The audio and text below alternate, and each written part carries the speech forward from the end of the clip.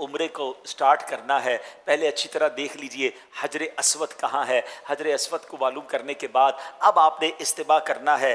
آپ نے حجر اسود کو تلاش کرنے کا ایک طریقہ یہ بھی ہے کہ ایک گرین لائٹ وہاں پر لگائی گئی ہے، یعنی حجر اسود کی بالکل سیدھ میں حرم پاک میں سبز لائٹ ہے، اور ویسے بھی اندازہ ہو جاتا ہے وہاں لوگ کھڑے ہو کر استلام کر رہے ہوتے ہیں۔ حجر اسود تک جا کر بوسہ دینا آج کے دور میں تو بہت مشکل ہو گیا ہے، وہاں رش بھی بہت ہے، اور یہ کوئی مقابلہ کرنے تو ہم گئے نہیں ہیں کہ جناب کسی کو دھکا دے کر، کسی کو گرا کر میں اس کے اوپر چڑھ کر جا کر حجر اسود کو بوسہ دوں۔ یہ جگہ تو عاجزی کی ہے، تو اگر آپ کو محسوس ہو رہا ہے کہ بہت رش ہے تو ویسے حجر اسود کی طرف نہ جائیں، بلکہ حجر اسود کی سیدھ میں کھڑے ہو کر آپ نے استلام کرنا ہے۔ پہلے آپ طواف کی نیت کر لیں کہ اللہ میں طواف کا ارادہ کرتا ہوں۔ طواف کی نیت بھی عربی میں بھی موجود ہے، اسے میرے لیے آسان فرما، میرے لیے قبول فرما۔ سیدھا کاندھا آپ کھلا کر لیں گے اور بالکل حجر اسود کی سیدھ میں آ کر اپنے ہاتھوں کو اس طرح اٹھائیں گے کہ آپ کی کانوں کے چہرے کی سیدھ میں آ جائیں۔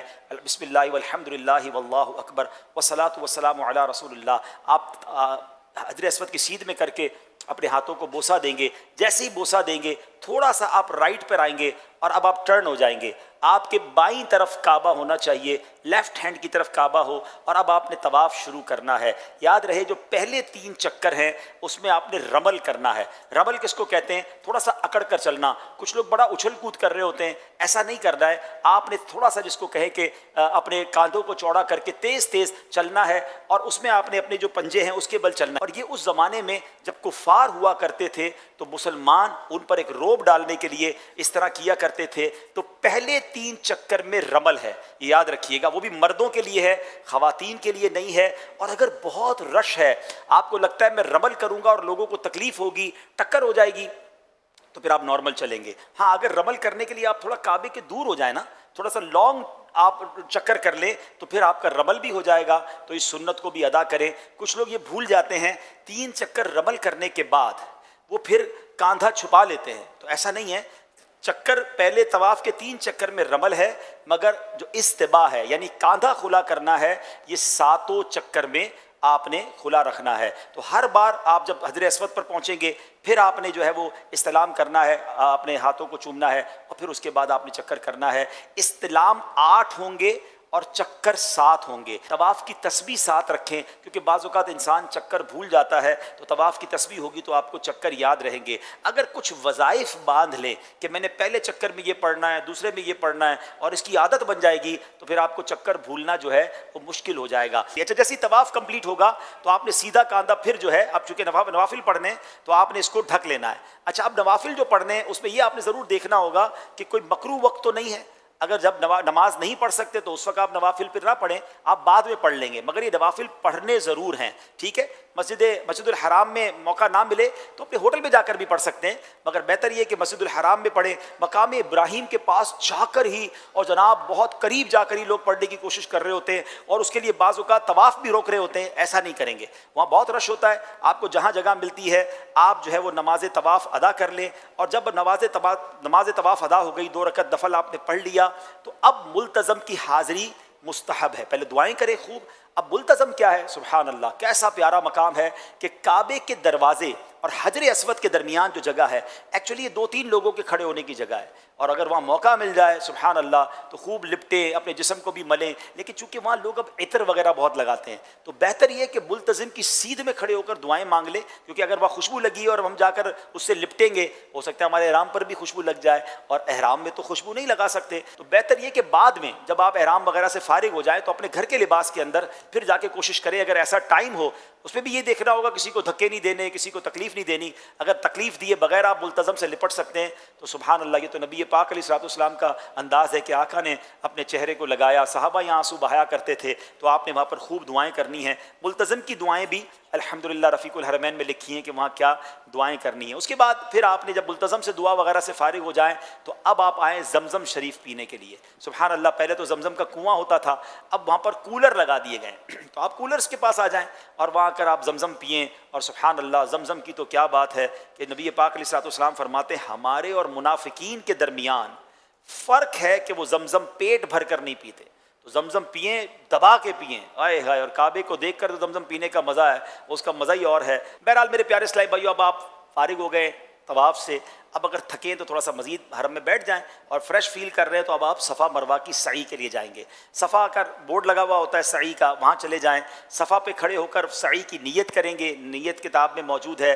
اس کے بعد آپ نے وہاں پر دعائیں کرنی ہیں. بہتر یہ کہ 25 قرآن پاک کی آیات جتنی دیر میں تلاوت ہوتی ہے اتنی دیر دعائیں کریں, یہ خاص دعاؤں کی قبولیت کا وقت ہے. اب صفا سے مروہ جو ہے آپ نے سعی کرنی ہے. بہتر تو یہ ہے کہ اگر آپ کو موقع مل جائے کہ بیسمنٹ میں جہاں پرانی حدود اربع کے مطابق سعی ہے, اگر وہاں آپ کو موقع مل جائے تو وہاں جا کے سعی کریں تو وہ زیادہ ماشاءاللہ بہتر ہو جائے گا. صفا سے مروہ ایک چکر ہے, مروہ سے صفا دوسرا چکر ہے, پھر صفا سے مروہ تیسرا چکر ہے, مروہ سے صفا چوتھا چکر ہے. یعنی یہ 7 چکر پورے مروہ پر جا کر ہوں گے. شروع صفا سے ہوگا اور ختم کہاں ہوگا؟ مروہ پر. کچھ بیچارے حاجی سمجھتے ہیں کہ صفا سے شروع ہوا ہے تو واپس صفا پر آئیں گے تو ایک چکر پورا ہوگا, تو وہ 14 چکر کر لیتے ہیں. یعنی صفا سے مروہ, مروہ سے صفا کہتے ہیں اب ایک پورا ہوا, اب صفا سے مروہ, پھر مروہ سے صفا, تو 14 چکر میں بعض اوقات وہ تھک بھی بہت جاتے ہیں اور پھر گھبراتے بھی بہت ہیں. تو ایسا نہیں ہے. بہتر تو یہ کہ باوضو سعی کریں, لیکن بے وضو بھی سعی ہو سکتی ہے, بے وضو طواف نہیں ہو سکتا, یہ یاد رکھیے گا, ٹھیک ہے. اچھا, اب آپ نے صفا مروہ کی سعی کرنی ہے. اس میں ایک خوبصورت چیز آپ نے یہ دیکھنی ہے کہ میلین اخضرین, گرین لائٹس آئیں گی تو وہاں آپ نے دوڑنا ہے, مردوں نے دوڑنا ہے. مگر اس دوڑنے میں بھی یہ خیال رکھنا ہے کہ احرام بھی سنبھلے, بے پردگی بھی نہ ہو اور کسی کو تکلیف بھی نہ ہو. رش ہے تو پھر آپ نارمل چال سے چلیں, آپ کو لگ رہا ہے جگہ ہے تو آپ دوڑیں گے, مگر مرد دوڑیں گے, خواتین اسلامی بہنیں نہیں دوڑیں گی. تو اب آپ جب 7 چکر پورے کر لیں گے تو سبحان اللہ, اب آپ کا عمرہ کمپلیٹ ہو گیا ہے. اب مرد جو ہے وہ حلق کریں گے. افضل یہ ہے کہ اپنے سر کے سارے بال منڈوا دیں. اس کے لیے نبی پاک علیہ الصلوۃ والسلام نے 3 بار دعا دی ہے. اور اگر قصر کرنا چاہتے ہیں تو اس میں احتیاط بہت ضروری ہے. مروہ پر ہی کچھ لوگ کینچی لے کے کھڑے ہوتے ہیں, ایک ادھر کٹ مارتے ہیں, ایک ادھر کٹ مارتے ہیں, کہتے ہیں آپ کا عمرہ ہو گیا. ایسا نہیں ہے. چوتھائی سر کے بال, 1/4, چوتھائی کس کو کہتے ہیں؟ کوارٹر, ٹھیک ہے. یعنی پورے سر کا چوتھا حصہ اور اس کے کم از کم 1 پورے کے برابر بال کٹ جائیں, یہ قصر لازمی ہے. اس کے بغیر آپ احرام سے باہر نہیں آئیں گے. تو بہتر احتیاط تو اسی میں ہے کہ یار سب کچھ وہاں پر قربان, تو بال ہی سارے اتار دے تو انشاءاللہ پھر تو ٹینشن ہی نہیں ہے. لیکن اگر قصر کروانا ہے تو پھر آپ ایک پراپر جو نائی ہوتا ہے اس کے دکان پہ جائیں, اس کو کہیں بھائی میرے سارے بالوں سے 1-1 انچ کاٹ دیں, تاکہ آپ کو تسلی رہے کہ چوتھائی تو ہو ہی گیا ہوگا, ٹھیک ہے. اسلامی بہنیں حلق نہیں کروائیں گی, ظاہر ہے وہ صرف قصر ہی کریں گی. تو اس کے لیے بہتر طریقہ یہ کہ اپنی چٹیا کا جو آخری حصہ ہے اس کو لپیٹ لے اپنی انگلی کے گرد, اور وہ کینچی سے خود بھی کاٹ سکتی ہیں. ایک پورے بال چوتھائی سر کے اسلامی بہنوں کو بھی کاٹنا ضروری ہے, تب جا کے ان کا قصر ہوگا. تو احتیاط یہی ہے کہ وہ اپنے پورے بالوں کا جو اینڈ ہوتا ہے جہاں پر چٹیا کا آخری حصہ اپنی انگلی کے گرد لپیٹ لیں, یا ایک پورا ناپ کر اس کو اپنے ہاتھ سے ہی کینچی سے کاٹ لیں, تو ان کا بھی یہ جو تقصیر ہے یہ ہو جائے گی. ماشاءاللہ اب آپ کا عمرہ پورا ہو گیا, آپ احرام سے باہر آ سکتے ہیں, خوشبو لگا سکتے ہیں, جو پابندیاں تھیں آپ کی پوری ہو گئیں. ٹوٹل عمرہ میکسیمم 1.5-2 گھنٹے میں ہو جاتا ہے, بہت رش ہو تو 3 گھنٹے میں ہو جاتا ہے. کوئی بہت بڑا یہ ایونٹ نہیں ہے. ہاں, دعائیں کرتے کرتے, جھومتے ہوئے, اشک بہاتے ہوئے کریں. دعا یہ کمال کی عبادت ہے, بلکہ احادیث میں اس کو عبادت کا بھی مغز کہا گیا. الدعاء مخ العبادہ, دعا عبادت کا مغز ہے. مگر آج دعا مانگنے والا کون ہے؟ نہ دعا کی آداب پتا, نہ دعا کی اہمیت پتا ہے. دعا وہ کمال کی عبادت ہے. سبحان اللہ, اللہ قرآن میں فرماتا ہے ادعونی استجب لکم, تم مجھ سے دعا مانگو. رب کی رحمت کا کمال دیکھو, دنیا میں مانگنے والا کسی کو اچھا نہیں لگتا. ہم سے کوئی مانگے, ہم کہتے ہیں بھائی چلو ضرورتیں لے لو, تھوڑے عرصے بعد دوبارہ آ جائے. بندہ کہتا ہے ابھی تو لے گئے تھے یار, پھر آگے ختم ہو گئے. تیسری بار مانگے تو بندہ اس کا فون نمبر ہی بلاک کر دیتا ہے, کہتا ہے یار یہ مانگنے والا ہو گیا. یہ ہے دنیا والے, مانگنے والا کسی کو اچھا نہیں لگتا. میرے رب کی شان دیکھو کہ جو جتنا مانگتا ہے اللہ کو اتنا پسند آتا ہے, جتنا زیادہ دعا مانگتا ہے اللہ کو اتنا پسند آتا ہے, کیونکہ وہ کریم ہے نا. تو کریم ہی جو ٹھہرا تو کرم کے کیا ٹھکانے, تو نوازنے پہ آئے تو نواز دے. اچھا پھر سنو, جو نہیں مانگتا نا اللہ اس سے ناراض ہوتا ہے. اس کی شان کریمی دیکھو, جو نہیں مانگتا. اب یہاں پرابلم یہ ہے کہ مشکلیں سب کے ساتھ ہیں, پریشانیاں سب کے ساتھ ہیں, سب کو بتاتے ہیں, سب سے مانگ رہے ہوتے ہیں, سب کے پاس جا رہے ہوتے ہیں, رب کے پاس نہیں جاتے. بلکہ مجھے بتاؤ نا, مشکلیں حل کرنے والا ہے کون؟ بتاؤ. اللہ ہے نا. بیماری دور کرنے والا کون ہے؟ روزی پہ برکت ڈالنے والا کون ہے؟ اولاد نہیں تو اولاد دینے والا کون ہے؟ اولاد نافرمان ہے تو فرما بردار بنانے والا کون ہے؟ سب اللہ کے دست قدرت میں ہے, مگر اللہ سے مانگتے ہی نہیں. اللہ کی طرف لو لگاتے نہیں. اچھا بڑا عجیب فنامنا ہے, اللہ سے مانگتے بھی ہیں تو وہ جس کو کہتے ہیں نا وہ یقینی نہیں ہوتا, پتہ نہیں ہوگی نہیں ہوگی, قبول چلو مانگ لیتے ہیں. یہ بھی پرابلم ہے. دعا قبول نہ ہونے کے اسباب میں یہ لکھا علماء کرام کہ جس کو یہ تذبذب ہے, ہیزیٹیشن ہے کہ پتہ نہیں دعا قبول ہوگی کہ نہیں, فرمایا اس کی قبول نہیں ہونی. یقین دل کے ساتھ جب بندہ مانگتا ہے کہ جب رب کی بارگاہ میں مانگ رہا ہوں تو اس نے عطا ہی فرمانا ہے. پھر دیکھو کیسے غیب کے خزانوں سے عطا ہوتا ہے. اور دعا کرتے وقت یہ نہ سوچو ضائع ہو گئی, قبول نہ ہوئی. حدیث پاک کا مضمون ہے کہ دعا 3 باتوں سے خالی نہیں ہوتی. ٹھیک ہے, یہ غور سے سن لو. یا تو جو مانگا وہ مل جاتا ہے, میں نے مانگا اور اللہ نے دے دیا, فائدہ ہو گیا دنیا میں. اولاد مانگی, اولاد مل گئی. روزی میں برکت مانگی, روزی میں برکت مل گئی. یا فرمایا کہ اس کا کوئی گناہ معاف کر دیا جاتا ہے. ٹھیک ہے. یا پھر فرمایا کہ اس کے لیے آخرت کا اجر رکھ دیا جاتا ہے. جب بندہ قیامت کے دن نیکیاں دیکھے گا, حدیث کے الفاظ ہیں, بندہ یہ تمنا کرے گا کہ کاش میری دنیا میں کوئی دعا ہی قبول نہ ہوتی, اتنا ثواب. تو اس کا مطلب کیا ہوا کہ جتنی بار ہاتھ اٹھاؤں گا اس کا اجر ہی اجر ہے, فائدہ ہی فائدہ ہے, لاس تو ہے ہی نہیں نا. اچھا پھر نبی پاک علیہ الصلوۃ والسلام کتنی دعائیں مانگتے تھے. نبی پاک کی سنت پر عمل کرنے کا جذبہ ہونا چاہیے نا. نبی پاک قدم قدم پر میں مبالغہ کروں نا تو قدم قدم پر دعا مانگتے ہیں. اچھا ماشاءاللہ جو مدنی قافلوں میں جاتے ہیں یا مدرسے وغیرہ جاتے ہیں ان کو پتہ ہے پیارے آقا کی دعائیں کتنی ہیں. سونے سے پہلے کی دعا, جاگنے کے بعد کی دعا, کھانا کھانے سے پہلے کی دعا, کھانا کھانے کے بعد کی دعا, پانی پینے کی دعا, دودھ پینے کی دعا, آئینہ دیکھنے کی دعا, سواری کی دعا. یعنی کون سا عمل ہے جس سے پہلے کی دعا نہیں ہے؟ لباس پہننے کی دعا, استنجا, ایون کے بیت الخلا سے جانے سے پہلے کی دعا, فراغت کے بعد کی دعا. اس کا مطلب کیا ہے کہ نبی پاک تو ہر عمل سے پہلے مدد مانگتے ہیں. ہم تو نماز میں پہنچ جائیں اور اس میں بھی ٹائم ملا تو ٹھیک, ورنہ اس میں بھی دعا نہیں مانگنی ہے. اللہ سے تو بات کرنے کا معاذ اللہ جملہ بڑا سخت ہے. تمہیں رب سے بات کرنے کا ٹائم نہیں ہے. یہ دعا کس سے گفتگو ہے, کس سے مانگ رہے ہو؟ اللہ سے. دنیا میں کسی بہت بڑے آدمی سے آپ کو ملنا ہو, بات کرنی ہو, فوراً رابطہ ہو جاتا ہے؟ نہیں, اپوائنٹمنٹ لینا پڑتا ہے. بیزی ہیں صاحب, اچھا بھائی کوئی تاریخ بتا دیں, فلاں تاریخ کو اتنے بجے, وہ بھی سورس لگ گئی تو 5 منٹ 10 منٹ کی ملاقات ملتی ہے, بس اس سے زیادہ نہیں. ایسے ہی ہے نا, دنیا کے کسی بڑے آدمی سے بات کرنے کے لیے secretary required, appointment required, time limit is there. اور احکم الحاکمین سے بات کرنی ہے, ارحم الراحمین سے بات کرنی ہے, خالق کے کائنات سے بات کرنی ہے. نو سیکرٹری بٹوین یو اینڈ ہم, تمہارے اور اس کے درمیان کوئی سیکرٹری نہیں ہے, کوئی اپوائنٹمنٹ نہیں ہے, کوئی ٹائم لمٹ نہیں ہے. جتنی دیر بات کرنی ہے بات کرو, بس ہاتھ اٹھاؤ اور سر جھکاؤ اور دل کے خیالات عرض کرتے رہو. یہ کتنی بڑی نعمت ہے دعا. اب سوچو جب دعا کرتے ہیں تو ہماری کیفیت کیا ہوتی ہے. سیدی اعلیٰ حضرت امام اہل سنت کے والد گرامی نے بڑی پیاری کتاب لکھی اور اعلیٰ حضرت نے اس پر حاشیہ لکھا, احسن الوعاء لآداب الدعاء. ہمارے مکتبۃ المدینہ نے بڑی شاندار کتاب ہے, اس کو ضرور حاصل کریں. اس کتاب کا نام اردو میں ہے فضائل دعا, بڑی آسان اردو میں اس کو کر دیا گیا.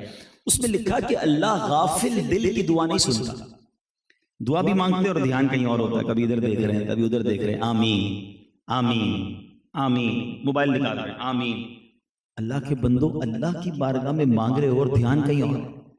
آپ اپنے کسی چھوٹے بیٹے کو, بھائی کو, اپنے امپلائی کو, اپنے جاب کرنے والے کو بلائیں اور کیا ذرا ضروری بات کرنی, غور سے سنو. جو آپ اس سے بات کر رہے ہیں کبھی ادھر دیکھ رہا ہے کبھی ادھر دیکھ رہا ہے, آپ کو اچھا لگے, آپ فیل کرتے ہیں یار میں آپ سے بات کر رہا ہوں, توجہ تو میری طرف, فوکس نہیں کر رہے ہو, کہیں اور دھیان ہے. غصہ آ جاتا ہے آپ کو.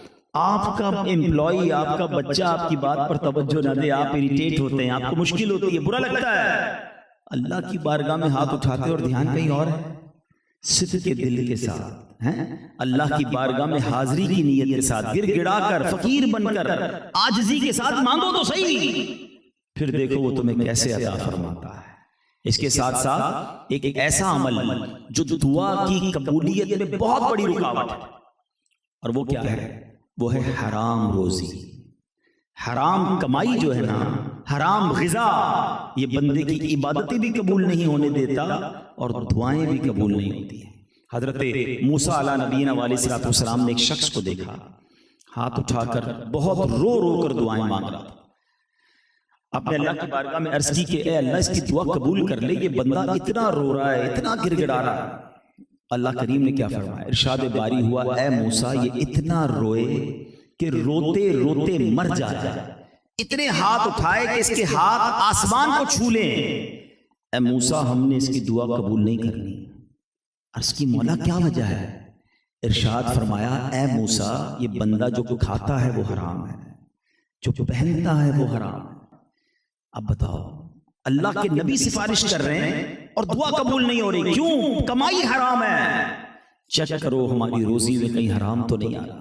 لوگ کہتے ہیں دعائیں قبول نہیں ہو رہی، پریشانیاں نہیں جا رہی، بیماریاں دور نہیں ہو رہی۔ اگر حرام کما رہے ہو تو کیسے جائیں گی؟ اگر آپ مستجاب الدعوات بننا چاہتے ہیں نا، مستجاب الدعوات پتہ ہے کس کو کہتے ہیں؟ جو مانگو قبول ہو جاتا ہے، جس کی ہر دعا قبول ہو۔ اپنی غذا پاکیزہ کر لو تو مستجاب الدعوات بن جاؤ گے۔ اپنی غذا پاکیزہ کریں، تھوڑا کمائیں مگر حلال کمائیں، اللہ اس تھوڑے میں تمہیں برکت دے دے گا۔ زیادہ کے چکر میں حرام کی طرف مت جانا، نہ دعائیں قبول ہوں گی نہ عبادتیں، رونق چلی جائے گی زندگی کی۔ تو اللہ پاک ہمیں آپ کو فقط حلال نصیب فرمائے۔ تو بہرحال میرے میٹھے اسلامی بھائیوں، جو آج مختصر سے بیان میں نے آپ کو میسج دینا تھا کہ دعا کو بڑی اہمیت دیں، اللہ سے مانگنے میں خوب دل لگا کر مانگا کرو۔ پریشان ہو تو گھبراؤ نہیں، وہ ماؤں سے زیادہ چاہنے والا ہے، اس کی بارگاہ میں حاضری تو دو، اس کو عرض تو کرو، پھر دیکھو وہ کیسا غیب کے خزانوں سے عطا فرماتا ہے۔ اور آخری بات، خاص طور پہ جو وقت تہجد ہے نا، جب ساری دنیا سو رہی ہے اور آپ اٹھ کے جب رب سے مانگتے ہیں، اس کو اس طرح سمجھو یہ کیسا وقت ہے کہ کبھی ایسا ہوا ہو آپ کی زندگی میں کہ آپ پریشان ہوں، رات نیند نہ آئے اور نیند سے اٹھیں آنکھوں میں آنسو ہوں اور آپ اپنی ماں کے پاس جائیں اور ماں کہ بیٹا کیا ہوا رات سوئے نہیں، اور آپ کہیں کہ ماں میں پریشان ہو گیا ہوں، فلاں پرابلم آ گئی ہے۔ تو ماں کیا کرتی ہے؟ کروٹ بدل کر سوتی تو نہیں نا کہ تیرا کام تو جان؟ ماں بھی بے قرار ہو جاتی ہے، ماں بھی اٹھ جاتی ہے اور سینے سے لگاتی ہے۔ جب میری ماں مجھے بستر سے اٹھا ہوا آنکھ میں آنسو لے کر دیکھتی ہے تو بے قرار ہوتی ہے۔ تو جب وہ ماؤں سے زیادہ چاہنے والا ہمیں یہ ملاحظہ فرمائے گا کہ میرا بندہ جو ہے وہ سو نہیں رہا، آنسو بہا کر میرے دربار میں آیا ہے، عرض کرو نا اللہ سے، یا اللہ بیمار ہوں، قرض دار ہوں، بے روزگار ہوں، پریشان ہوں، فلاں مصیبت میں ہوں، اے مالک تیرے سوا کون ہے جو میری مشکل کو آسان کرے گا۔ یقین کرو اللہ سے جو دعا ہے نا، وہ اللہ سے محبت میں بھی اضافہ کرتی ہے۔ بندے کا رب سے کنیکشن بھی بڑا مضبوط ہوتا ہے جب بندہ اللہ سے گر گڑا کر مانگتا ہے، اپنا خالق اسے جانتا ہے، اپنا مالک جانتا ہے، اس کو اپنا معبود مانتا ہے، اور خود کو اس کا بندہ جب جانتا ہے، حقیر جانتا ہے، عاجز جانتا ہے، کہتا ہے اللہ کی بارگاہ میں کہ اللہ پھنس گیا ہوں، اب تو نے نکالنا ہے، تو وہ رب کریم پھر اپنے کرم کے دروازوں سے اسے عطا فرماتا ہے۔ تو بہرحال دل لگا کر مانگا کریں، صدق کے دل سے مانگا کریں۔ دعا کے آداب اور سنتیں جاننے کے لیے، چونکہ ایک ہی بیان میں سب تو میں بیان نہیں کر سکتا، میں نے جس کتاب کا ریفرنس دیا فضائل دعا، یہ کتاب حاصل کر لیں، dawatIslami.net سے آپ اسے ڈاؤن لوڈ بھی کر سکتے ہیں۔ اس کو پڑھیں تو آپ کو پتہ چلے گا ماشاءاللہ اتنی تفصیل سے اس میں باتیں ہیں کہ کن کن اوقات میں دعا قبول ہوتی ہے، کن کن مقامات پر جا کر دعا قبول ہوتی ہے، کیا ایسے عمل ہیں جو دعا کی قبولیت میں رکاوٹ بنتے ہیں، کون سے ایسے عمل ہیں جو کریں تو اللہ پاک کو دعا قبول فرما لیتا ہے۔ بڑی تفصیلی اس میں ڈیٹیل موجود ہے، صرف ہائی لائٹ کرنا یہ تھا کہ دعا یہ عبادت کا مغز ہے، نبی پاک کی بہت تواتر کے ساتھ عمل کی جانے والی سنت ہے، حکم قرآنی ہے، اس پر عمل کریں، اس کو اہمیت دیں۔ اللہ کریم اپنے دربار میں مجھے اور آپ کو صدق کے دل سے مانگنا نصیب فرمائے۔ تو اللہ سے ڈرو جہاں تک تم سے ہو سکے، اور پھر دوسری بات اسلام پر ہی تمہیں موت آئے۔ تو اب تقوی کا پہلے معنی سمجھ لیں۔ بار بار لفظ تقوی ہم سنتے ہیں، حدیثوں میں بھی سنتے ہیں، قرآن میں بھی پڑھا ہوگا، دعاؤں میں بھی ہم بات کرتے ہیں کہ یا اللہ ہمیں متقی بنا دے، تقوی عطا فرما۔ تقوی کا معنی کیا؟ کہ خدا سے ڈرنا، گناہوں سے بچنا، اور آخرت میں نقصان پہنچانے والی چیزوں سے احتراز کرنا، اپنے آپ کو سیکیور کرنا۔ اور حق کے تقوی کیا ہے؟ خدا کا ایسا ڈر ہو کہ اس کی نافرمانی سے ہمیں روک دے، اس کی نعمتوں کے لیے شکر کی طرف لے جائے، اعضاء کو گناہوں سے روک لے، ہمارے باڈی پارٹ گناہوں سے رک جائیں، دل میں حسد، کینہ، بغض، تکبر نہ آئے، بلکہ خلوت اور جلوت بھی پاک ہو جائے۔ ایک اور پرابلم بھی ہے، بعض اوقات ہم لوگوں سے ڈرتے ہیں، ہم بہت سارے گناہ اس لیے نہیں کرتے کہ کوئی دیکھ نہ لے۔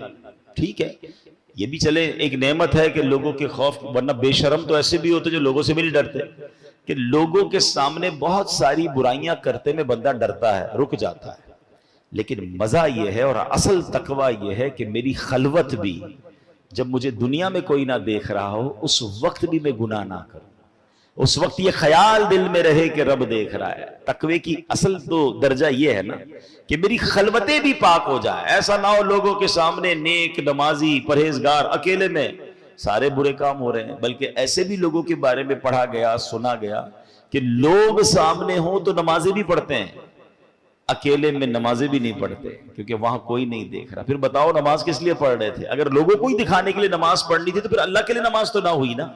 لوگوں کو دکھانے کے لیے تسبیح پڑھ رہے ہیں، لوگوں کو دکھانے کے لیے صدقہ خیرات ہو رہی ہے، اور اندر اکیلے میں جا کے کچھ بھی نہیں ہو رہا، تو نہیں۔ تقویٰ یہ ہے کہ میری خلوتیں بھی پاک، میری جلوتیں بھی پاک، اور یہ خیال رہے کہ رب دیکھ رہا ہے۔ بہرحال میرے پیارے اسلامی بھائیوں، اب تقوی پر استقامت کیسے ملے؟ ٹھیک ہے، یہ تو قرآن نے کہہ دیا کہ اللہ سے ڈرو، اتقوا اللہ، اللہ سے ڈرو، اب ڈریں کیسے؟ اس کا فارمولا کیا ہے؟ تو یاد رکھیے کہ امام غزالی علیہ رحمۃ اللہ الوالی نے منہاج العابدین میں بہت خوبصورت اس کا جواب دیا۔ جو آپ نے فرمایا اس کا خلاصہ یہ ہے کہ تقویٰ کے لیے بنیادی بات کیا ہے؟ the basic thing for تقویٰ، کہ انسان اپنے نفس کی مخالفت میں اس بات کا پکا ارادہ کر لے کہ نفس کو گناہوں سے باز رکھے گا۔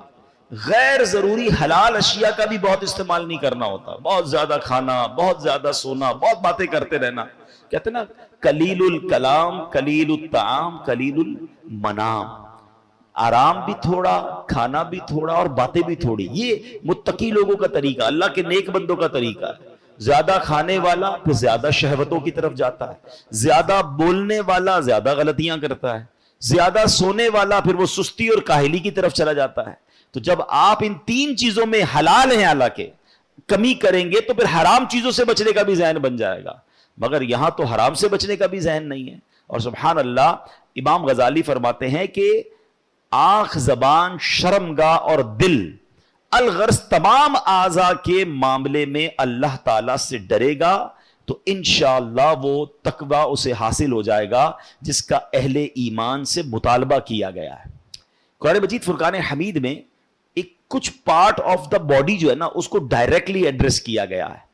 آنکھوں کا تقویٰ، ہاں یاد رکھیے، یہ آنکھ ہے نا، یہ دیکھا جائے تو بہت بڑی نعمت ہے، ہم دنیا کی نعمتیں دیکھتے ہیں، مگر یہ آنکھ حلال دیکھنے کے لیے دی گئی ہے۔ یاد رکھیے پہلے آنکھ بہکتی ہے، پھر دل بہکتا ہے، پھر شرمگاہ بہکتی ہے، پھر انسان حرام کی طرف جاتا ہے۔ آنکھوں کی بدکاری کہا گیا حرام دیکھنے کو۔ ایک تو وہ بدکاری ہے نا جو حرام، جہنم میں لے جانے والا کام، بہت برا کام، اللہ بچائے اس سے، مگر آنکھوں کو بھی بدکاری سے بچانا ہے۔ قرآن کہتا ہے مسلمان مردوں کو حکم دو کہ اپنی نگاہیں کچھ نیچی رکھیں اور اپنی شرمگاہوں کی حفاظت کریں، یہ ان کے لیے زیادہ پاکیزہ ہے، بے شک اللہ ان کے کاموں سے خبردار ہے۔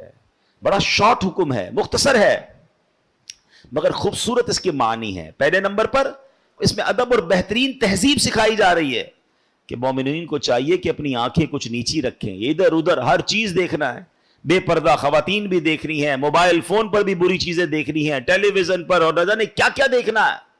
قرآن کہتے ہیں آنکھوں میں حیا ہونی چاہیے، نگاہیں نیچی ہونی چاہیے، اور سبحان اللہ اس بات سے خبردار بھی کیا کہ یہ ستھرا ہے، نیکیوں کو بڑھانے والا اور زیادہ کرنے والا ہے۔ جو برے چیزیں دیکھتا ہے پھر اس کا دل نیکیوں میں نہیں لگ رہا ہوتا، اس کا دل پھر انہی خیالات میں گم رہتا ہے۔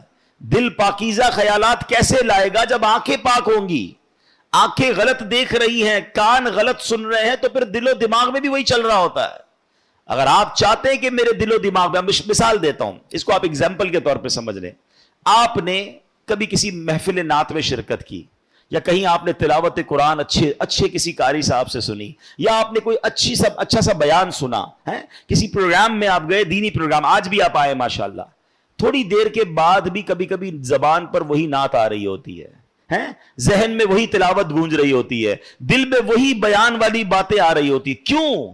آنکھوں نے دیکھا پاک، کانوں نے سنا پاک، ٹھیک ہے نا، تو دل میں خیال کون سے آئے؟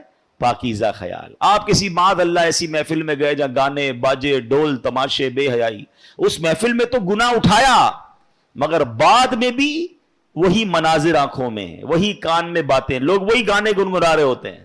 تو فرق ہے نا کہ ہم جو دیکھتے ہیں، جو سنتے ہیں، پھر دل میں وہ چیز قرار پکڑ لیتی ہے. تقویٰ اسی چیز کا نام ہے. قرآن کہتا ہے اپنی آنکھوں کو نیچا رکھو، اپنے دل و دماغ کو پاکیزہ رکھنا ہے. کہ قرآن کہہ رہا ہے کہ اے ایمان والو اللہ سے ڈرو جیسا ڈرنے کا حق ہے. حرام کاموں سے اپنے آپ کو بچانا ہے. اسی طرح کانوں کا تقویٰ یہ ہے کہ کانوں کو حرام سننے سے بچائیں. پھر زبان کا تقویٰ کیا ہے کہ زبان کو حرام بولنے سے، جھوٹ، غیبت، چغلی، جناب گالی گلوچ، اس قدر زبان سے گناہ کیے جاتے ہیں. یہ زبان کتنی اہم چیز ہے پتہ ہے آپ کو. ایک بار سرکار دو عالم علیہ الصلوۃ والسلام سے ایک صحابی نے سوال کیا، حضور آپ میرے لیے سب سے زیادہ خطرناک چیز کس کو سمجھتے ہیں؟ سب سے زیادہ کس چیز کی احتیاط کرنی چاہیے؟ حدیث کا خلاصہ عرض کر رہا ہوں. نبی پاک نے اپنی زبان کی طرف اشارہ کر کے فرمایا اسے، صبح ہوتی ہے نا، حدیث کے الفاظ ہے جس کا مضمون ہے کہ ساری باڈی پارٹس زبان سے کہتے ہیں اے زبان تو سیدھی رہے گی تو ہم بھی سیدھے رہیں گے، کیونکہ ہم تیرے تابع ہیں، اور تو ٹیڑھی چلے گی تو ہم بھی ٹیڑھے ہو جائیں گے. فار ایگزامپل کوئی بندہ اچھی باتیں کرتا ہے، میٹھی باتیں کرتا ہے، پیار سے باتیں کرتا ہے، لوگ کیا کرتے ہیں؟ اس کے ساتھ اچھی بات کرتے ہیں، اس کو تحفہ بھی دیتے ہیں، ٹھیک ہے نا. اور کوئی زبان سے گالی گلوچ کر رہا ہے، برا بھلا کہہ رہا ہے، بری باتیں کر رہا ہے، تو لڑائی ہو جاتی ہے. لڑائی ہوتی ہے تو مار کس کو پڑتی ہے؟ زبان کو یا باڈی کو؟ غلطی زبان کرتی ہے، پٹائی اعضا کی ہوتی ہے، تو اعضا ہی اس کو کہہ رہے ہوتے ہیں، باڈی پارٹس کہہ رہے ہوتے ہیں تیری مہربانی سیدھی چلنا ورنہ ہم ٹیڑھے ہو جائیں گے. تو یہ وہ زبان ہے. آپ دیکھیں ہمارے کسی بھی باڈی پارٹ پر پہرے نہیں لگائے گئے، زبان پر 32 پہرے دار بٹھائے گئے. 32 دانت ہے، پیچھے زبان ہے، مگر وہ 32 چوکیداروں کا پہرا توڑ کر نکلتی ہے اور ایسی چلتی ہے کہ کسی کا دل توڑ دیتی ہے، کسی کی جناب گھر توڑوا دیتی ہے، کسی کی پارٹنرشپ ختم ہو جاتی ہے، کوئی بچپن کے دوست جدا ہو جاتے ہیں. ہے بڑی نعمت زبان. ہاں نعمت بھی بہت بڑی ہے. ذرا مل کر کہیے سبحان اللہ، اب کہیے الحمدللہ، اب کہیے اللہ اکبر. جب میں نے آپ کو یہ وظائف پڑھائے تھے تو ہماری گھڑی میں 2:43 تھے، اب بھی اتنے ہی ہیں، یعنی 1 منٹ بھی پورا نہیں ہوا. مگر بیٹھے بیٹھے ہم سب نے سبحان اللہ میرے نبی علیہ الصلوۃ والسلام کی حدیث کے مطابق 3 جنت میں درخت لگا لیے ہیں. نبی پاک فرماتے جو ایک بار سبحان اللہ کہے اس کے جنت میں درخت لگ جاتا ہے، ایک بار الحمدللہ کہے جنت میں درخت، ایک بار اللہ اکبر کہے جنت میں درخت. آپ درود پاک پڑھیں تو ہر درود پاک پر 10 نامہ اعمال میں نیکیاں لکھی جائیں گی، 10 گناہ معاف، 10 درجے بلند ہو رہے ہیں. زبان سے ہی نیکیاں ہیں نا، وداؤٹ اینی ایفرٹ، کوئی محنت نہیں ہو رہی، نیکیوں کا انبار لگی جا رہا ہے. کلمہ پاک پڑھیں، حدیث پاک میں آتا ہے افضل الذکر لا الہ الا اللہ، پڑھتا جائے بندہ کلمہ پاک، اتنی نیکیاں میں کم. قرآن پاک پڑھیں، ہر لفظ پر نیکی مل رہی ہے، ہر حرف پر نیکی مل رہی ہے. یہ وہ زبان ہے. مگر یہی وہ زبان ہے کہ جب گناہ کے لیے چلتی ہے، یہ جھوٹ بولتی ہے، تو فرمایا بندہ جب جھوٹ بولتا ہے تو اس سے اتنی بدبو نکلتی ہے کہ رحمت کا فرشتہ 1 میل دور ہو جاتا ہے. جب یہ زبان دل آزاری کرتی ہے تو گناہ کبیرہ ہو جاتا ہے. وہ کہتے نا تلوار کا وار وہ سہا جا سکتا ہے، وہ بعد میں ٹھیک ہو سکتا ہے، مگر زبان کا وار پھر ٹھیک نہیں ہوتا ہے، دل کرچی کرچی ہو جاتا ہے. خدارا زبان کا تقویٰ یہ ہے کہ اس کو حرام سے بچائیں. یہ زبان جنت میں بھی آپ کو لے جا سکتی ہے، یہی زبان جہنم میں لے جا سکتی ہے. اور آگے کیا فرمایا؟ مت مرنا مگر مسلمان. کیا کہا؟ اے ایمان والو ولا تموتن الا وانتم مسلمون. مرنا نہیں، مرنا ہے تو پھر مسلمان مرنا ہے، ایمان کے ساتھ دنیا سے جانا ہے. سبحان اللہ، قرآن سمجھا رہا ہے کہ ایمان کی فکر کرو، ایمان سلامت لے کے جانا. اچھا یہاں بھی زبان کا بڑا کردار ہے. آپ کو پتا ہے کہ ایمان بھی زبان کی بے احتیاطی سے جا سکتا ہے. ہاں دیکھیں نا، کوئی 70 سال تک غیر مسلم رہے، اللہ کو نہ مانے، اس کے نبی کو نہ مانے معاذ اللہ، اور اس کے بعد صدق کے دل سے ایک بار کلمہ پاک پڑھ لے، زبان سے ہی پڑھے گا نا، لا الہ الا اللہ محمد الرسول اللہ صلی اللہ تعالی علیہ وسلم، تو کیا ہوگا؟ وہ کفر سے نکل کر مسلمان ایمان میں داخل ہو جائے گا اور اس کے پچھلے سارے گناہ معاف ہو جائیں گے. ہاں جب بندہ کلمہ پڑھتا ہے نا، کوئی مسلمان ہوتا ہے، کوئی ایسا مجھے سن رہا ہے جو اسلام قبول نہیں کیا، اس نے اسلام قبول کیجئے. یہ ایسی نعمت ہے کہ جیسے ہی آپ اسلام قبول کریں گے پچھلے سارے گناہ معاف ہو جائیں گے. یہ ہے زبان. لیکن اے مسلمانوں، اس کا بے دریغ استعمال نہ کریں، بے خوف استعمال نہ کریں کہ اگر زبان سے کوئی ایسا کلمہ جاری ہوا جو کلمہ کفر ہوگا تو پھر یہ بھی ہو سکتا ہے کہ بندہ بے شک 70 سال مسلمان رہا، اگر ایسا جملہ نکل گیا جس سے رب ناراض ہو گیا اور وہ کلمہ کفر ہوا تو پھر بندہ ایمان سے بھی ہاتھ دھو بیٹھ سکتا ہے، اس کا خاتمہ ایمان پہ نہیں ہوگا۔ بڑے بڑے اولیاء کرام، بڑے بڑے علماء، بڑے بڑے صحابہ لرزتے تھے ایمان کی سلامتی کے لیے۔ خود نبی پاک علیہ الصلوۃ والسلام کی بڑی مشہور دعا ہے، آقا پتہ کیا دعا فرماتے؟ یا مقلب القلوب ثبت قلبی علی دینک، اے دلوں کو پھیرنے والے میرے دل کو اپنے دین پر ثابت قدمی عطا فرما۔ کون دعا کر رہا ہے؟ وہ آقا جس کے صدقے ہمیں ایمان ملا ہے۔ یہ میری اور آپ کی تربیت کے لیے ہے نا کہ ہم بھی یہ دعا کریں کہ اللہ ہمارا ایمان سلامت رکھیو، دل پھر نہ جائے۔ مجھے فکر ہے، آپ کو فکر ہے، ہم نے کبھی دعائیں کی کہ یا اللہ میرا ایمان سلامت رکھیو؟ کچھ لوگوں کو تو یہ امیجنیشن ہی نہیں ہے کہ ایمان چھن بھی سکتا ہے۔ قرآن کیوں کہہ رہا ہے کہ مت مرنا مگر مسلمان، ولا تموتن الا وانتم مسلمون؟ اس کا مطلب we have to careful about our ایمان، ہمیں اپنے ایمان کی فکر کرنی ہے۔ اور ایمان کون چھیننے کی کوشش کر رہا ہے؟ یہ بھی یاد رکھیے گا، شیطان مردود ہوا ہے نا اللہ کی بارگاہ سے، وہ جہنم میں جانا ہے اس کو، تو وہ یہ چاہتا ہے میں اکیلا کیوں جاؤں، میں ان کو بھی لے کر جاؤں۔ تو اب کیا پلانز ہے شیطان کے؟ ہمیں پتہ ہی نہیں ہے، ہم سوچتے بھی نہیں ہیں، پوچھتے بھی نہیں ہیں۔ شیطان نے بڑے جھال بہکے ہوئے ہیں، شیطان نے بڑے جس کو کہتے ہیں نا اٹیک کیے ہوئے مسلمانوں پر۔ اب وہ کیا کرتا ہے؟ کامیڈی کے ذریعے، چٹکلوں کے ذریعے، لطیفوں کے ذریعے۔ آپ دیکھیں کامیڈی شو میں کیا ہو رہا ہوتا ہے، کبھی جناب اللہ کا مذاق، کبھی فرشتوں کا مذاق، کبھی جنت دوزخ کا مذاق ہے، معاذ اللہ۔ تو یہ وہ انداز ہے کہ آپ کو پتہ بھی نہیں چلے گا اور آپ ہنس رہے ہیں، کھیل رہے ہیں، وہی باتیں ریپیٹ کر رہے ہیں، اور ایمان سے ہاتھ، کیونکہ ہم مسلمان ہیں، ہماری کوئی باؤنڈری ہے، ہم کچھ باتیں نہیں کر سکتے۔ ہم اللہ معاذ اللہ، اللہ رسول یا اللہ کی کتابوں یا فرشتوں، جنت دوزخ کا کوئی مذاق اڑائے گا تو کیسے مسلمان رہے گا؟ یہ ہمارے بیسک عقائد ہیں، لیکن اس کی تعلیم ہونی چاہیے کہ میں کہاں تک بول سکتا ہوں، کہاں مجھے احتیاط کرنی ہے۔ آپ نے سنا ہوگا دعوت اسلامی کے ماحول میں مدنی چینل پر ایک بڑا خوبصورت نعرہ لگایا جاتا ہے، پہلے تولو بعد میں بولو۔ بولنے سے پہلے احتیاط تو کرو یار، ہیں؟ اچھا دنیا میں بھی اصول ہوتا ہے، آپ کسی ملک میں ہر ادارے کے بارے میں بات نہیں کر سکتے، ہر شخصیت کے بارے میں بات نہیں کر سکتے، آپ پر کیس بن جاتا ہے کہ بھائی آپ نے اس کے بارے میں کیسے بات کی، آپ کو اختیار ہی نہیں ہے۔ تو جب ممالک کے کچھ شخصیات یا کچھ اداروں پر بات کرنا منع ہو سکتا ہے، تو ہم نے ایمان قبول کیا ہے تو اللہ پر، اللہ کے رسولوں پر، فرشتوں پر، اور جو بھی ہمارے بیسکس ہیں ہم اس پر بات نہیں کر سکتے۔ معاذ اللہ اس کے اگینسٹ یا اس کی مذاق یا اس کی توہین کی بات نہیں ہو سکتی۔ شیطان نے ایک اور کیا وار کیا مسلمانوں پر؟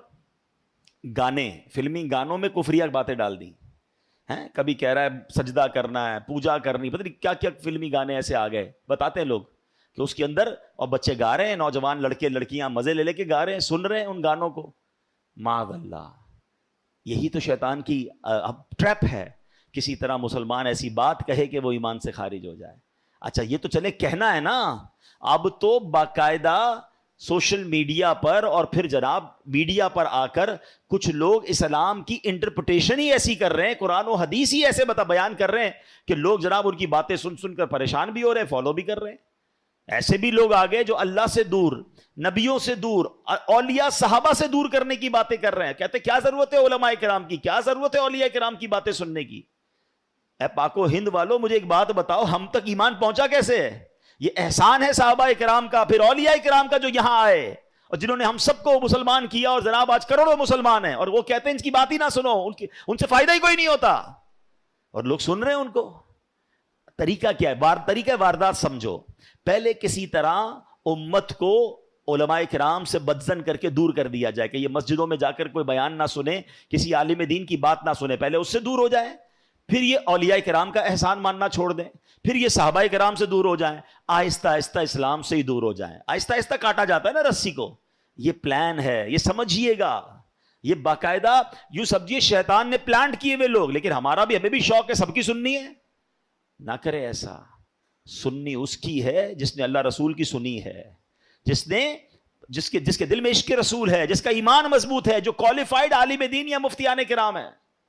بھائی ہم اپنی بلڈنگ جو ہے کسی موچی سے تو نہیں بنواتے نا، ہم بلڈر سے بنواتے ہیں، ہم اپنا علاج کسی کسائی سے نہیں ڈاکٹر سے کرواتے ہیں، جس کا جو کام کا ایکسپرٹ اس سے کرواتے ہیں.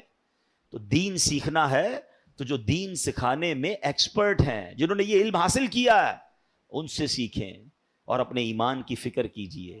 ورنہ بہت طریقوں سے ایمان، اب معاذ اللہ کئی ملکوں کے ویزا لینے کے لیے، کہنے میں مزہ نہیں آ رہا مگر چونکہ یہ بات بتانی ہوتی ہے کہ باقاعدہ ان ملکوں کے ویزا کے لیے لکھ دیتے ہیں معاذ اللہ کہ میں قادیانی ہوں، کہ پتہ چلا ویزا مل جائے گا. اپنا ایمان بیچ دیا. مرنا نہیں ہے، قیامت کے دن نبی پاک کو منہ نہیں دکھانا. کیا ختم نبوت پر تمہارا عقیدہ نہیں ہے؟ یاد رکھیے ایمان اتنی نازک چیز ہے کہ اگر کوئی یہ ارادہ کرے نا کہ میں کافر ہو جاؤں گا، وہ بے شک ہو نہ ہو وہ ہو جائے گا. اس کو پھر کلمہ پڑھنا پڑے گا، پھر تجدید ایمان کرنا پڑے گا. یہ تصور بھی نہیں کر سکتے ہم. دعا کرو کہ اللہ کبھی ایک سیکنڈ کے کروڑویں حصے کے لیے بھی ہمارا ایمان ہم سے جدا نہ ہو اور ہم ایمان سلامت لے کر اپنی قبر میں جائیں. کیونکہ یاد رکھیے گا ایمان پاسپورٹ کی حیثیت رکھتا ہے. اگر آپ کے پاس ایمان ہی نہیں نا تو ساری نمازیں، روزے، حج، عمرے، سخاوتیں، زکوٰۃ سب زیرو ہو جائے گا. اگر ایمان ہے تو پھر انشاءاللہ آگے سارے معاملات آسان ہو جائیں گے. قرآن کہہ رہا ہے نا، میں نے آج آپ کو قرآن کی آیت پڑھ کے سنائی ہے کہ ایمان والو نہیں مرنا مگر مسلمان، یعنی اپنا ایمان سلامت لے کر جانا ہے. تو آج قرآن پاک کی ان مبارک آیتوں میں ہمیں دو میسج ملے ہیں کہ اللہ سے ڈرنا ہے جیسا ڈرنے کا حق ہے، اور اپنا ایمان سلامت رکھنے کی فکر کرنی ہے. اور یہ اس کو آرڈنری نہ لیں. میں نے آپ کو ولیوں کے واقعات سنائے نا، ایک آخری حدیث سنا دیتا ہوں. سرکار دو عالم علیہ الصلوۃ والسلام فرماتے ہیں، جس کا مضمون ہے کہ اولاد آدم 4 کیٹیگریز پر پیدا کی گئی ہے. کچھ لوگ مسلمان گھرانے میں پیدا ہوئے، مسلمانوں والی زندگی گزاری اور ان کا انتقال بھی اسلام پر ہوتا ہے. ہم اللہ سے دعا کرتے ہیں یا اللہ ہمیں اس کیٹیگری میں شامل رکھنا، کیونکہ اللہ نے ہمیں مسلمان ماں باپ عطا کیے، مسلمان گھرانے میں پیدا ہوئے، لائف بھی مسلمانوں والی گزر رہی ہے. اللہ ایمان والی موت نصیب فرمائے. نبی پاک فرماتے ہیں دوسری کیٹیگری وہ ہے کہ کچھ لوگ غیر مسلموں کے گھر میں پیدا ہوتے ہیں، ساری زندگی کفر والی گزارتے ہیں، اور ان کا جو مرتے بھی ہیں تو وہ بے ایمانی پر، کفر پر مرتے ہیں. ایسے کروڑوں اربوں لوگ ہیں دنیا میں جو مختلف مذاہب پر زندگی گزارتے ہیں، اسی میں مر جاتے ہیں. تیسری کیٹیگری نبی پاک نے فرمایا کچھ لوگ وہ ہوتے ہیں جو کفر گھرانے میں پیدا ہوتے ہیں، غیر مسلموں کے یہاں پیدا ہوتے ہیں، کفر والی زندگی گزارتے ہیں، مگر ان کا خاتمہ ایمان پر ہوتا ہے. اور یہ ہو رہا ہے دنیا میں، بڑی تیزی سے اسلام پھیل رہا ہے. تو یہ وہی لوگ ہیں نا جو غیر مسلم تھے، مسلمان ہوئے اور انشاءاللہ اسلام پر ان کا خاتمہ ہوگا. بڑی اچھی بات ہے. مگر چوتھی کیٹیگری جو نبی پاک نے فرمائی نا، وہ بڑی ڈرنے والی ہے، سمجھنے والی ہے. آقا علیہ الصلوۃ والسلام فرماتے کچھ لوگ وہ ہوتے ہیں جو مسلمان گھرانے میں پیدا ہوتے ہیں، اسلام والی زندگی گزارتے ہیں، مگر ان کا خاتمہ کفر پر ہوتا ہے. یہ سمجھنا بہت ضروری ہے کہ ہمیں اس بات کی ٹینشن، فکر لینی ہے، دعائیں کرنی ہے، بری صحبتوں سے بچنا ہے. اچھا صرف ایسا نہیں ہے کہ یہ کفریاں باتیں کہنے سے ہی ایمان چلا جا سکتا ہے، اور بھی بہت سارے اسباب لکھے علماء نے. ایک اور سبب یہ لکھا، بری گیدرنگز، برے دوست، بری صحبتیں، گناہوں کی عادتیں. روز گناہ کر رہا ہے، روز گناہ کر رہا ہے. حدیثوں میں مضمون ملتا ہے جب بندہ ایک گناہ کرتا ہے اس کے دل پر ایک سیاہ نقطہ لگ جاتا ہے، دوسرا کرتا ہے پھر لگ جاتا ہے، توبہ نہیں کرتا پھر کرتا ہے پھر لگ جاتا ہے، یہاں تک کہ پورا دل ہی سیاہ ہو جاتا ہے، بلیک. اب اس کو ہدایت کی کوئی بات اثر نہیں کرتی. تو بتاؤ نا، جس کا دل ہی کالا ہو گیا، شرابیں پی پی کر، نماز قضا کر کر کے، جوئے کا مال، سود کا مال، رشوت کا مال، حرام کما کما کے ہیں، اب دل ہی کالا ہو گیا. ایسے لوگوں کو پھر مسجد میں سکون بھی نہیں آتا، نماز کے لیے بھی نہیں آتے، اچھی بات کرو تو سمجھ نہیں آتی. فرمایا ایسے بندے کا ڈر ہے کہ مرتے وقت ایمان واپس لے لیا جائے. اللہ ایمان سلامت رکھے. اپنی صحبتیں اچھی کریں، اپنی عادتیں اچھی کریں. گناہ ہو جائے تو فوراً توبہ کریں، گناہ کی عادت نہ ڈالیں. اگر دل سیاہ ہو گیا تو پھر کہیں ایمان ہمارے ہاتھ سے نہ چلا جائے. اللہ سے دعا کرتے ہیں کہ رب کریم اس مبارک مہینے کے صدقے ہم سب کے ایمانوں کی حفاظت